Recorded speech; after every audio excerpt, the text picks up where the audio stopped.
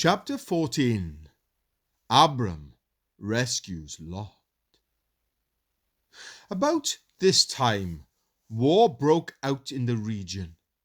King Amraphel of Babylonia, King Arioch of El-Assar, King Kedorlaomer of Elam, and King Tidal of Goim fought against King Bera of Sodom, King Birsha of Gomorrah, King Shinab of Admah, King Shemeba of Zeboim, and the king of Bela, also called Zoar.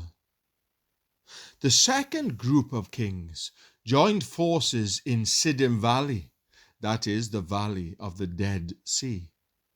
For 12 years they had been subject to King Kedorlaomer, but in the 13th year they rebelled against him.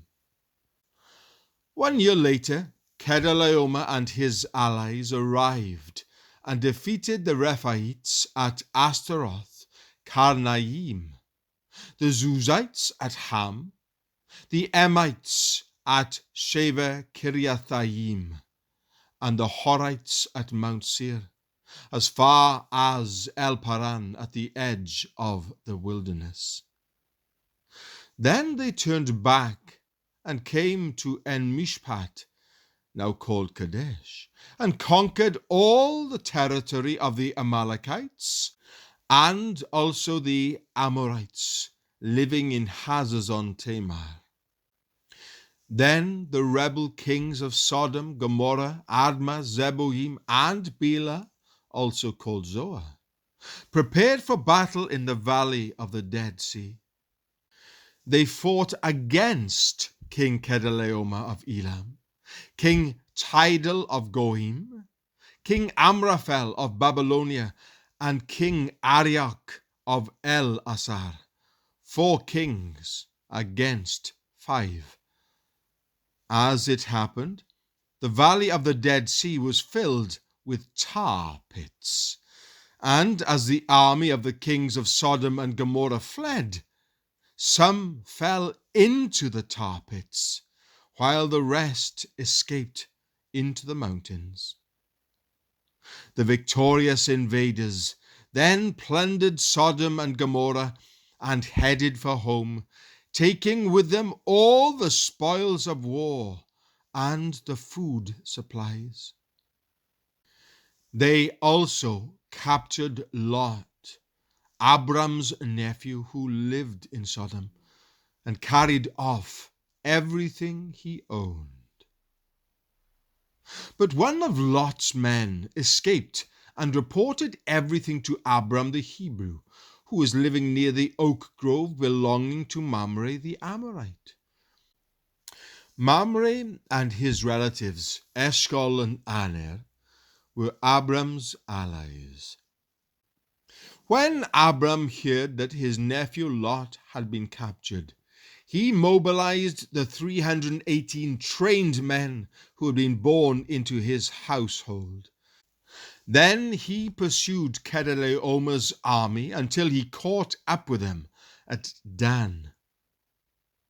There he divided his men and attacked during the night.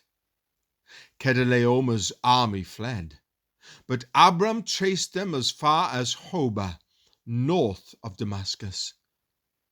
Abram recovered all the goods that had been taken, and he brought back his nephew Lot with his possessions and all the women and other captives. Melchizedek blesses Abram. After Abram returned from his victory over Kedorlaomer and all his allies, the king of Sodom went out to meet him in the valley of Sheva, that is, the king's valley. And Melchizedek, the king of Salem and a priest of God Most High, brought Abram some bread and wine. Melchizedek blessed Abram with this blessing: Blessed be Abram by God Most High, Creator of heaven and earth, and blessed be God Most High, who has defeated your enemies for you." Then Abram gave Melchizedek a tenth of all the goods he had recovered. The king of Sodom said to Abram, "Give back my people who were captured, but you may keep for yourself all the goods you have recovered."